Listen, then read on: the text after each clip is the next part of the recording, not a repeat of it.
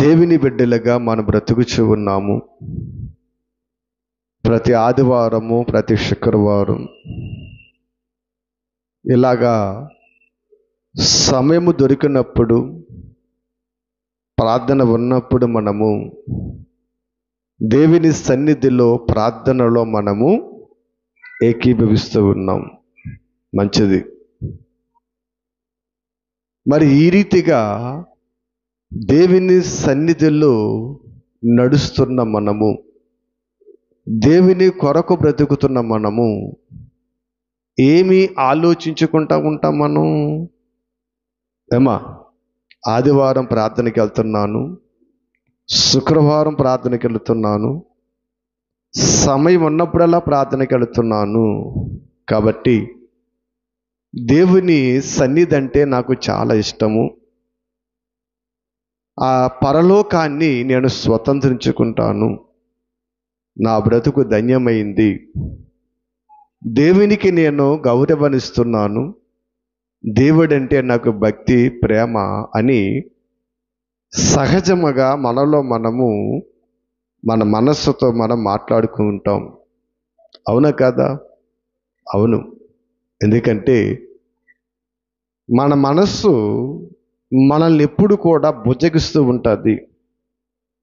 మన మనస్సు మనల్ని ఎప్పుడు కూడా హెచ్చుగా ఉంచుతూ ఉంటుంది. మన మనసు మనం ఎప్పుడు కూడా దేవునికి దూరం అవుతున్నా సరే నువ్వు దగ్గరే ఉన్నావంటుంది. తప్పులు చేస్తున్నప్పుడు కూడా లేదు నువ్వు రైటే చేస్తున్నావు అంటుంది. చల్లే, ఇవన్నీ మనం పక్కకి పెడితే అసలు దేవునితో మనం ఎలాగున్నామంటే, దేవునితో మీరు చాలా దగ్గరగా ఉన్నారు, దేవునితో మంచి సంబంధం కలిగి ఉన్నారు అని చక్కటి మనస్సాక్షిని మన మనస్సు మనకిస్తూ ఉంటుంది. మంచిదే. మరి ఈ రీతిగా ప్రార్థనకి వెళుతూ, ప్రకటిస్తూ, పాటలు పాడుతూ, సమయం ఉన్నప్పుడల్లా బైబిల్ చదువుతూ దేవుని కార్యక్రమాల్లో పాలిభాగిస్తున్నటువంటి అనేక మంది మనం ఉన్నాము కదా. అటువంటి పరిస్థితిలో పౌలు గారు ఒక మాట చెబుతున్నాడండి. ఒకసారి మనం ఆలోచన చేసినట్లయితే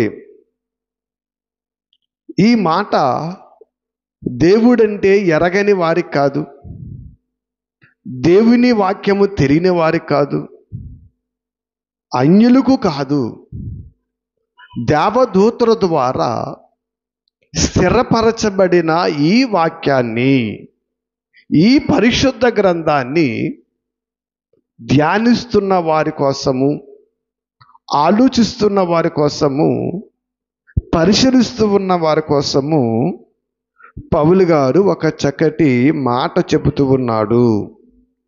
ఒకసారి మనం ఆలోచన చేసినట్లయితే హెబ్రీకి రాసిన పత్రిక 2వ అధ్యాయము 3వ వచనాన్ని ఒకసారి మనం చదువుదాము. ఆంధ్ర తీసుకోండి అమ్మా. హెబ్రీకి రాసిన పత్రిక 2వ అధ్యాయము 3వ వచనాన్ని మనం చూస్తే అంటాడైనా, ఇంత గొప్ప రక్షణను మనము నిర్లక్ష్యము చేసిన ఎడల ఎలాగు తప్పించుకుందామంటున్నాడండి. అండ్ ఈ మాట మనం ఆలోచన చేయాలి. పైనుంచి మీరు చదివితే, కావున మనము వినే సంగతులను విడిచిపెట్టి కొట్టుకుపోవునట్లు వాటి యందు మరి విశేషముగా జాగ్రత్త కలిగియుండు. ఎందుకనగా దేవదూతల ద్వారా పలకబడిన వాక్యము స్థిరపరచబడినందున ప్రతి అతిక్రమము, అవిధేయతను న్యాయమైన ప్రతిఫలమును పొందియుండగా. అంటే ఈ మాట ఎవరి గురించి చెప్తున్నాడు ఈయన? వాక్యము తెలిసిన వారి గురించి చెప్తున్నాడా, తెలియని గారి వారు చెప్తున్నాడా? ఏమ్మా, తెలిసిన వారి గురించే కదా. వాక్యము ఎరిగిన వారి గురించి, వాక్యాన్ని వింటున్న వారి గురించి, ఇదిగో మేము ప్రార్థనకి వెళుతున్నాము, మానక దేవుని గురించి ప్రయాస పడుతున్నాము, ఎక్కడ ప్రార్థన అంటే అక్కడికి మేము పరిగెడుతున్నాము. ఎలాగా దేవుని గురించి, ప్రార్థన గురించి, వాక్యం గురించి ఆలోచిస్తున్న వారి గురించి పౌలు గారు ఒక మాట చెప్తున్నాడు. ఇంత గొప్ప రక్షణను మనము ఎలా నిర్లక్ష్యము చేసిన ఎలా తప్పించుకుందాము? ఏమండి, బాగా చదువుతున్న విద్యార్థి దగ్గరికి వెళ్ళి, లేదా చదువుతున్న విద్యార్థి బాగా కాదండి, రోజు స్కూల్కి వెళుతున్నాడు, స్కూల్ నుంచి వస్తున్నాడు. అటువంటి విద్యార్థి దగ్గరికి వెళ్ళి వెళుతున్నాడు, వస్తున్నాడు, స్కూల్ మానట్లేదు కదా నాయనా, ముందు పరీక్షలున్నవి, అవి ఫెయిల్ అయిపోతే చాలా ప్రమాదము, జాగ్రత్త అని చెప్పావంటే అర్థం ఏంటి? ఏమ్మా, వాడు స్కూల్కి వెళ్తున్నాడు, వస్తున్నాడు, ముందు పరీక్షలున్నవి, జాగ్రత్త అని చెప్పావంటే అర్థం ఏంటి? వాడిలో ఏం ఆశని చెప్పావు నువ్వు? మాట్లాడండి అమ్మ, అందరు నామకలంగా చూస్తారండి. వాళ్ళు ఏం ఆశని చెప్పావు? లోకంలో సామెతలు చెప్పమంటే మాత్రము అబ్బో, పక్కవారి గురించి చెప్పమంటే, పొరుగు వారి గురించి చెప్పమంటే ఇప్పితే ఆగదు. ఏం ఆశని చెప్పావు అంటే వాడు స్కూల్కి వెళుతున్నాడు, వస్తున్నాడు, కానీ నీవు వాడిని గమనించినప్పుడు వాడు ఏం చేయట్లేదు, చదువుతలేదు. మీరు బాగా ఆలోచించండి. చదివే వాళ్ళకి చెప్పము, ఏమంటాం? నాయనా ఇంకా బాగా చదువు అంటాం. జరిగే పరీక్షలు ఫెయిల్ అయిపోతే జాగ్రత్తలు చదివే వాళ్ళ గురించి చెప్పము. అంటే వీడు వెళుతున్నాడు కానీ వస్తున్నాడు, ఏం చేయట్లేదు, వీడు చదువుట్లేదు. అందుకే నాయన పరీక్షలు చాలా జాగ్రత్తగా రాయాలి అని ఎవడైతే చదవరో పిల్లలు వాళ్ళని గ్రహించి మనం చెప్తాం. అంతే తప్ప కష్టపడి చదివి యూనిట్ టెస్టుల్లో, అలాగే క్వార్టర్లీ, హాఫర్లీ, యాన్యువల్లీ పరీక్షలలో 100కి 95 మార్కులు తెచ్చుకున్నారనుకో, అటువంటి వారి గురించి చెప్తామా? చెప్పం. ఎందుకంటే వాడిని గమనిస్తున్నాం, బాగా చదువుతున్నాడు, పాస్ అవుతాడు, పర్లేదు అనే నమ్మకం మన మీదకి వస్తుంది. అంటే నువ్వు జాగ్రత్త, బాగా చదవాలి అని చెప్పామంటే వాడు ఏం చేయలేదు, వాడు చదవటం లేదని గ్రహించి మనం చెప్తాము. కరెక్టే కదా? అవునైతే పౌలు గారు నిర్లక్ష్యము చేస్తూ ఉన్నారు అని చెబుతున్నాడంటే ఇక్కడ ప్రజలు దేవుని వాక్యాన్ని నిర్లక్ష్యం చేస్తున్నారా లేదా? నిర్లక్ష్యం చేస్తూ ఉన్నారు. అంటే ఇదేంటండి, ప్రార్థనకి వెళుతున్నారు, ప్రార్థన నుంచి వస్తున్నారు, అసలు ప్రార్థన మానరు, దేవుని వాక్యం మానరు, ఏది మానరు, నిర్లక్ష్యం చేయడం ఏంటి? ఎందుకంటే మనలను మనమే బొజ్జగించుకుంటాం, కానీ పరిశుద్ధాత్మ మన హిస్టరీని అంతటిని కూడా పరిశీలన చేస్తుంది. ఆలోచన చేయండి. పౌలు గారు అక్కడ ఉన్న సమాజాన్ని చూస్తూ ఉన్నాడు. మేము బోధకులుగా ఉన్నాం కదా, ఏదో వాక్యం చెప్పి వెళ్ళిపోతాం అనుకుంటారా? లేదు లేదు, మీ ప్రవర్తన అంతా మేము పరిశీలిస్తూ ఉంటాం. మీరు బయట ఎలాగుంటున్నారో, లోపల ఎలాగుంటున్నారో, ఎక్కడేం మాట్లాడుతున్నారో, ఎక్కడేం వేషాలు వేస్తున్నారో అన్నీ మా దృష్టికి వస్తాయి. కానీ మేమేం చేస్తాం? అలా వినుంటాం అంతే కదా, అలా వినుంటాం అంతే, పరిశీలిస్తూ ఉంటాం. అలాగే తండ్రి కూడా కుటుంబాన్ని పరిశీలిస్తూ ఉంటాడు, తల్లి కూడా కుటుంబాన్ని పరిశీలిస్తూ ఉంటుంది. అలాగే పౌలు కూడా అక్కడ జనాన్ని పరిశీలిస్తూ ఉన్నాడు. ఇంత గొప్ప రక్షణను మీరు ఎలా మనం ఎలా నిర్లక్ష్యం చేస్తున్నాం? ఇదేంటండి, ఆదివారం ప్రార్థన మాంతలేదు, శుక్రవారం ప్రార్థన మాంతలేదు, ఎక్కడ ప్రార్థన అంటే అక్కడికి వెళ్ళిపోతున్నాం. రోజు ప్రార్థన వాక్యం నిర్లక్ష్యం ఏంటి అనుకుంటున్నారా? ఆలోచన చేయండి. ప్రభునందు ప్రియమైన దేవుని బిడలగా మనం ఆలోచన చేస్తే దేవుడు మన బ్రతుకులలో, మన కుటుంబాలలో ఎన్నో అద్భుతాలు చేస్తూ ఉన్నాడండి, ఎన్నో ఆశ్చర్యకారాలు చేస్తూ ఉన్నాడు ఆయన. ఒకటి కాదు, రెండు కాదు, ఎన్ని మన జీవితంలో మన బ్రతుకులో మనకు ఆయన చేసి ఉంటాడు.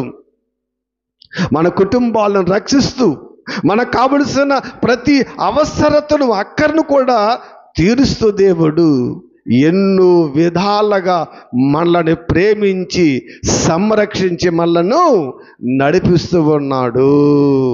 కాబట్టి మనం అనుకుంటున్నాం, ఆహా దేవుడు నా ప్రార్థన ఆలకించేస్తాడు కాబట్టి నేను ఎక్కడున్నాను, దేవుడు నాకు అద్భుతాలు చేసేస్తాడు కాబట్టి నేను ఎక్కడున్నాను, దేవునిలో ఉన్నాను. ఏంటి అద్భుతాలు చేసేస్తే పరలోకం వెళ్ళిపోతామా? మన ప్రార్థన ఆలకించేస్తే పరలోకం వెళ్ళిపోతామా? దేవుడు చాలా సందర్భంలో ప్రార్థన ఆలకిస్తాడు, ఆశ్చర్యకార్యాలు చేస్తాడు, మన కుటుంబాలు దీవులిస్తాడు, మన కుటుంబాలు ఆశీర్వదిస్తారు. ఇవి పరలోకం వెళ్ళడానికి కాదండి, మనము ప్రభులో మరింతగా బలపడడానికి, దారి తప్పిపోకుండా స్థిరమైన మార్గాన్ని మనం వేసుకోవడానికి. ఒకసారి మనం ఆలోచన చేద్దాం. మత్తయి సువార్తకి వెళ్తేనండి, అక్కడ ఒక మంచి సంఘటన ప్రభువైన యేసుక్రీస్తు వారు చెబుతున్నాడండి. ఎందుకంటే చాలామంది వేళ దేవుడు నా ప్రార్థన ఆలకించాడు, దేవుడు నాకు అద్భుతాలు చేశాడు, దేవుడు అది ఇచ్చేసాడు ఇది ఇచ్చేసాడు, ఇంకేంటి పరలోకము నాదే అనేటువంటి భ్రమలో కొట్టుకుపోయేవారు ఎంతోమంది ఉన్నారండి. అటువంటి వారి కోసము దేవుడు ఏ మాటలు రాయించాడో ఒకసారి చూస్తే, మత్తయి సువార్త ఒకసారి 11వ అధ్యాయాన్ని అందరూ కూడా తీసుకోండి జాగ్రత్తగా. మత్తయి సువార్త 11వ అధ్యాయాన్ని అందరూ తీసుకుంటే అక్కడ ఒకసారి 20 నుంచి 24 వచనాలు మనం చదువుదాం. ఒకసారి అందరూ కూడా జాగ్రత్త తీసుకోండి. మత్తయి సువార్త 20 నుంచి 24 వచనాలు చూడండి. పిమ్మట ఏ పట్టణములను ఆయన విస్తారమైన అద్భుతములు చేసినో ఆ పట్టణము వారు మారు మనసు పొందకపోవుట వలన ఆయన వారిని ఇట్లు గద్దించెను. ఒకసారి ఆగుదామమ్మ. ఏంటి ఈయన ఎవరిని గద్దిస్తున్నాడు? ఈయన అద్భుతాలు చేయని వారినా, ప్రార్థన ఆలకించిన వారినా? కాదండి. ఏ పట్టణాలలో అయితే అద్భుతాలు చేస్తాడో, ఆశ్చర్యకార్యాలు చేసేస్తాడో, నీవు ప్రార్థనించిన వెంటనే నీ కోరిక తీర్చేశాడు, అటువంటి వారినంటండి గద్దిస్తూ ఉన్నాడా? ఇదేంటండి? అద్భుతాలు చేసిన వారిని, ప్రార్థన ఆలకించిన వారిని గద్దించడం ఏంటి? ఈ మాట వినడానికి విడ్డూరంగా లేదా? ఎవరిని గద్దించాలి? ఎవరిని గద్దించాలమ్మా? చేయని వారిని గద్దించాలి, చేసిన వారిని గద్దించడం ఏంటి? చాలా బైబిల్ అంటే చాలా జాగ్రత్తగా ఆలోచించాలి. ఎందుకంటే మనకు నచ్చినట్టు చదువుకోవటం కదండి. బైబిల్లో బైబిల్ చెప్పినట్టుగా మనము జాగ్రత్తగా చదవాలి. సందర్భ ప్రకారము వాక్యాన్ని చాలా విశ్లేషణగా మనం ఆలోచన చేయాలి. ఇక్కడ యేసుక్రీస్తు వారు స్వయంగా చెబుతున్న మాట ఇది. ఆయన ఏ పట్టణాలలో అద్భుతాలు చేశాడో, ఆశ్చర్యకార్యాలు చేశాడో, ఆ పట్టణాలను ఏం చేస్తాడంట? గద్దిస్తూ ఉన్నాడంట. ఏ పట్టణాలలో అద్భుతాలు చేశాడైనా, ఏ పట్టణాలలో ఆశ్చర్యకార్యాలు చేశాడైనా, ఎందుకు ఆ పట్టణాలను గద్దిస్తూ ఉన్నాడు? ఎందుకు ఆ పట్టణాలను ఆయన మరి గద్దిస్తూ ఉన్నాడని మనం ఆలోచన చేస్తే ఆయన అంటూ ఉన్నాడు, ఆ పట్టణాలలో అద్భుతాల వాళ్ళు పొందారు, ఆశ్చర్యకారాలు పొందారు వాళ్ళు, దేవుని మెలులు పొందారు వాళ్ళు, దేవుని దీవులు పొందారు, కానీ వారు మనసు మాత్రం ఏమవ్వలేదంట, మారు మనస్సు పొందలేదంటండి.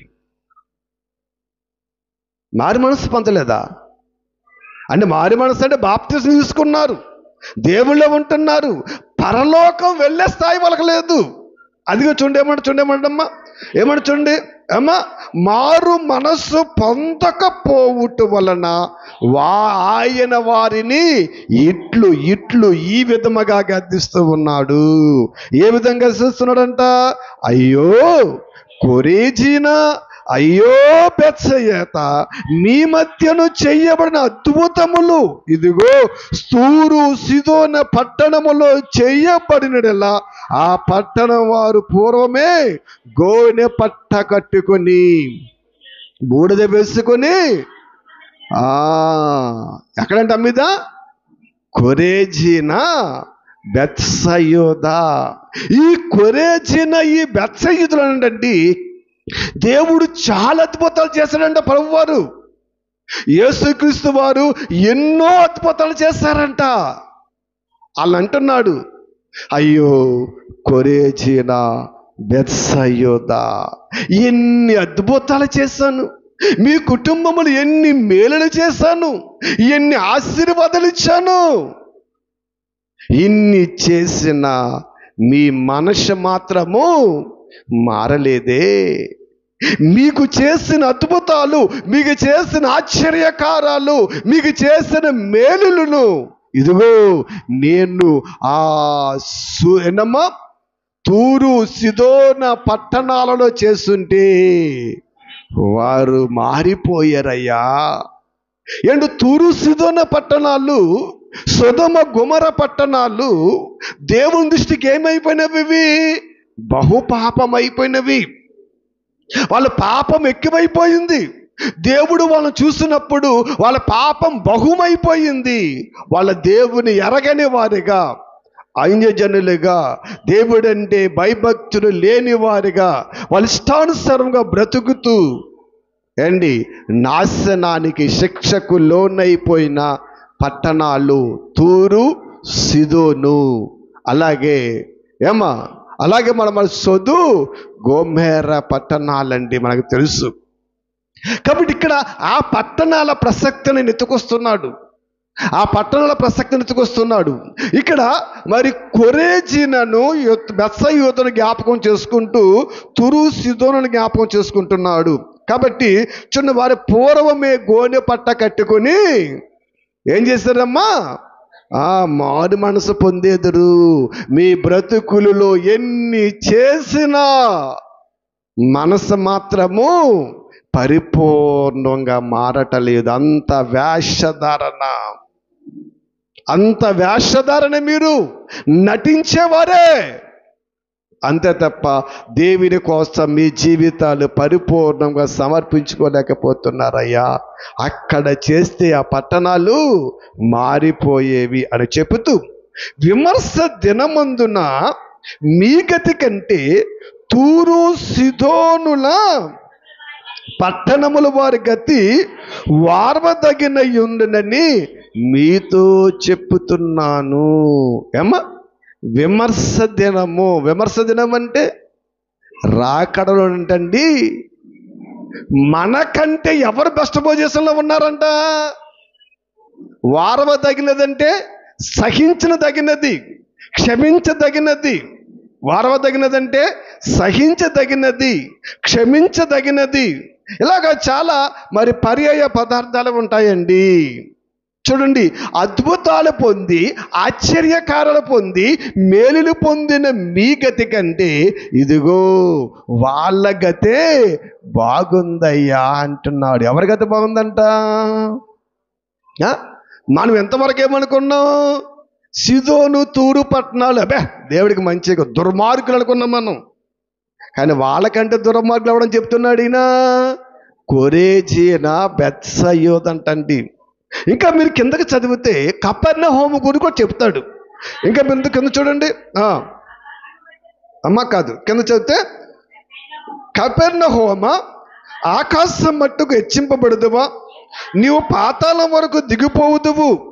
నీలో చేయబడిన అద్భుతములు సొదొమలో చేయబడినవా, నది నేటి వరకు నిలిచియుండును.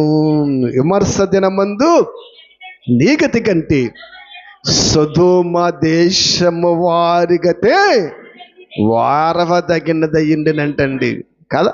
ఈవేళ మన అందరం కూడా సొదొమ పేరెత్తగానే ఏం చెప్తాం?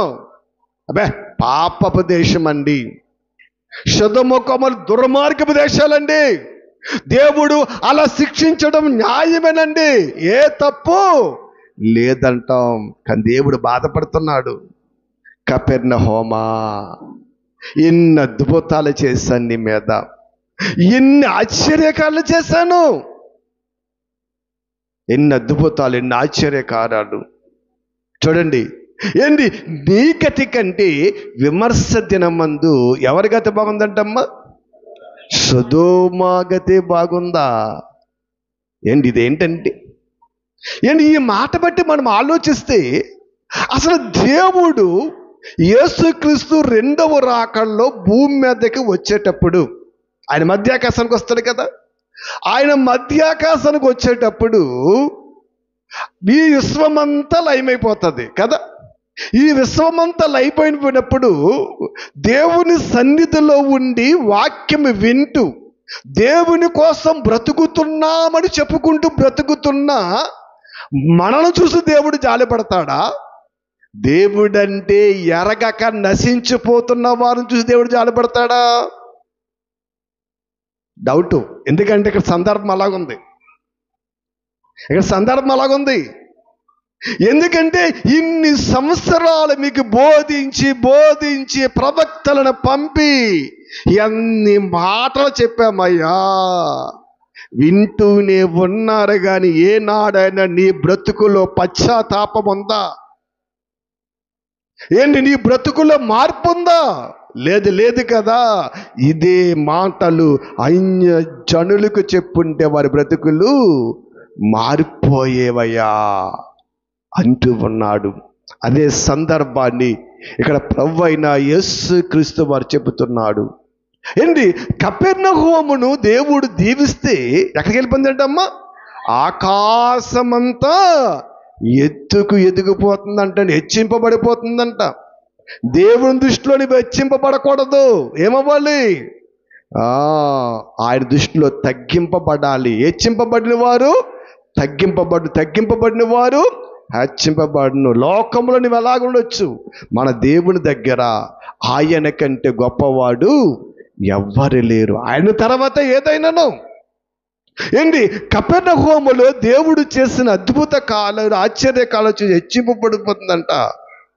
నీలో చేసిన అద్భుతాలు ఏమన్నా అక్కడ కింద చదవాలమ్మా, నీలో చేసిన అద్భుతములు సొదొమలో చేసుంటే ఆ సొదొమకి గతి పట్టేది కదయ్యా.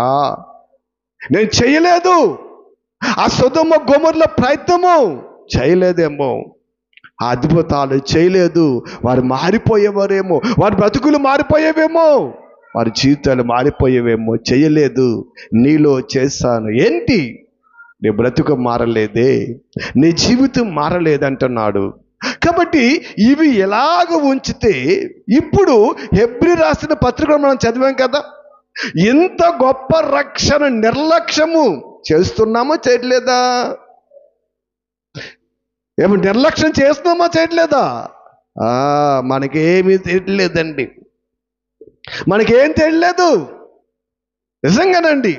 ఒకప్పుడు గంజన్నమైనా పర్వాలేదు, ఇంత ముద్దేసి ఇంత గంజేస్తే తాగేద్దాం అనుకునేవారు. ఇంత ముద్ద అన్నం ఎంత అనవక్కర్లేదండి, ఇంత ముద్దేసి ఇంత గంజయ్యమ్మ సరిపోద్ది అనుకునేవారు. ఇప్పుడు ఎంత పలవ ఎట్టినా తినేసి ఏమెట్టేళ్ళ బొంగు, మటన్ ఉడకలేదు, చికెన్ ఏమో ఉప్పు తక్కువైంది, సాంబార్ ఏమో పుల్లగా ఉంది. చూసారా, ఏం ఉడకలేదంటమ్మా? మటన్ ఉడకలేదా, చికెన్ ఏమో బాగోలేదా అంటే కడుపు నిండిపోయింది. ఇప్పుడు మన దాని విలువ తెలియటలేదు. అప్పుడు ఎంత గంజేసి, ఎంత అన్నమెట్టి, ఎంత గంజేసి అమృతం. అమ్మా, నీ కడుపు చల్లగా ఉండిన దీవించేవాళ్ళం.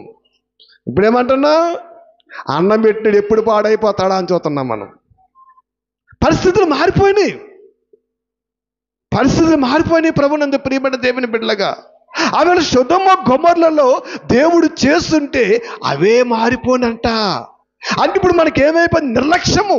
వాళ్ళకి వాక్యము లేక పాపము, వారు మార్పు లేదు, ధర్మశాస్త్రము లేదు, ప్రవక్తల గ్రంథాలు లేవు వాళ్ళకి. ఇలా బోధించేవారు ఉంటే వాళ్ళు మారిపోయేవారేమో. అప్పుడు క్రీస్తుంటే సొదొమ గొమొర్లు మారిపోయేవేమో ఆయన ఆలోచనది. అప్పుడు ఆయన ప్రకటిస్తుంటే సిదోను మరి తూరు సిదోను పట్టణాలు మారిపోయేవేమో. ఆయన రాకముందు జరిగిన సంగతి సాక్షాత్తు ఆయన వచ్చి ప్రకటిస్తుంటే ఎన్ని అద్భుతాలు, ఎన్ని ఆశ్చర్య కార్యాలు, ఎన్ని బ్రతుకులు, ఎన్ని దీవెనలండి, ఎన్ని ఆశీర్వాదాలు మన కుటుంబాలలోనండి. తప్పు చేస్తే వెంటనే చేసే అనేవాడు తండ్రి, ప్రభు వచ్చాక లేదు లేదు దీవించిన ఆయన, ఆశీర్వదించిన ఆయన అని ఎన్ని ఆశీర్వదిస్తుంటే మన బ్రతుకు ఎలాగుందంటమ్మా, ఎలాగుందంట? సొదొమ గొమొర కంటే దారుణంగా ఉందంట. మరి నిర్లక్ష్యం చేస్తున్నామా? నిర్లక్ష్యం చేయట్లేదా? నిర్లక్ష్యం చేస్తూ ఉన్నాం. చాలా జాగ్రత్తగా మనం ఆలోచించాలి. ప్రభునందు ప్రియమైన దేవుని బిడ్డలాగా మనం ఆలోచిస్తే ఎన్నో అద్భుతమైన మాటలు దేవుడు మన కోసం చెబుతున్నాడండి. నిజంగా మన తండ్రి మన కోసం ఎంతగా ఆలోచించారో తెలుసండి. అసలు మన మేలు కోసము, మన బ్రతుకు మారాలని, మన జీవితం మారాలని తప్ప అసలు ఏది ఆయనకు వద్దండి. ఈ భూమి మీద ఎలాగైనా మనం పరలోకము తీసుకెళ్ళాలి అని దేవుడు ఎన్ని విధాలుగా మనం మాట్లాడుతుంటే మనకి ఎలాగుందంటే చాలా చులకనగా, అలసత్వముగా ఉంది. ఆలోచన చేయండి. ఇవాళ బిడ్డలు కూడా చాలా మంది చూడండి, ఇవాళ తల్లిదండ్రులండి బిడ్డలకండి అన్నీ అమరుస్తున్నారు. మేము పడిన కష్టం మీరు పడకూడదు, మేము ఆకలి లేకున్నాము, మేము వస్త్రం కట్టుకునే స్థితిలో ఉన్నాము, మేము చాలా బీదలో ఉన్నాము, ఎన్నో బాధలు అనిపించాము నాయనా, మా బాధలు మీరు అనిపించకూడదని బిడ్డలకు అన్నీ సమకూరుస్తుంటే తల్లిదండ్రులు అంటే బిడ్డలకు ఎలాగో తెలుసండి, చాలా సులకనగా ఉంది. తల్లిదండ్రుల మాట లెక్క చేయట్లేదు. నువ్వేంటి నాకు చెప్పేది? తల్లిదండ్రులని ఎదిరించే స్థితికి వాళ్ళు వచ్చారండి. ఒకప్పుడు ఆకలి తింటానికి లేదు, తల్లిదండ్రులు ఏ మాట చెబితే మాట ఎదిరించక తల వంచి బ్రతికామండి. ప్రభునందు ప్రియమైన దేవుని బిడ్డలుగా ఇవాళ కూడా సమాజంలో చూడండి,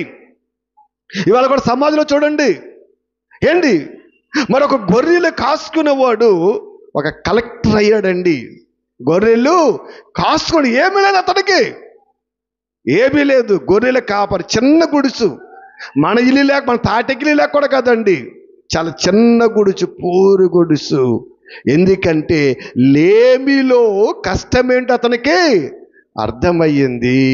కష్టపడి చదివాడు, గ్రూప్ 1 ర్యాంక్ సాధించి ఇవాళ కలెక్టర్ అయ్యాడండి. అతని కుటుంబం, తల్లిదండ్రులు చూస్తే చాలా పేదవారు, ఏమీ లేనివారండి. ఎందుకంటే లేమిలోనే కష్టం విలువ తెలుస్తుంది, కడుపు నిండితే కష్టం విలువ తెలీదు. ఇవాళ చాలామంది పిల్లలు అన్నీ అమర్చి పెడుతున్నాం కాబట్టి విలువ తెలియక కాళ్ళ దన్నుకుంటున్నారండి. అలాగే దేవుడు అన్ని దీవెనలు, అన్ని ఆశీర్వాదాలు, అన్ని మేలుస్తుంటే మనకేం అర్థం కావట్లేదు. సొదొమ గొమొర్రాలు లేవు కాబట్టి వాళ్ళు ఏడ్చారు. సిదోను పట్టణం లేవు కాబట్టి వాళ్ళు ఏడ్చారు. చాలా జాగ్రత్తగా ఆలోచన చేయండి.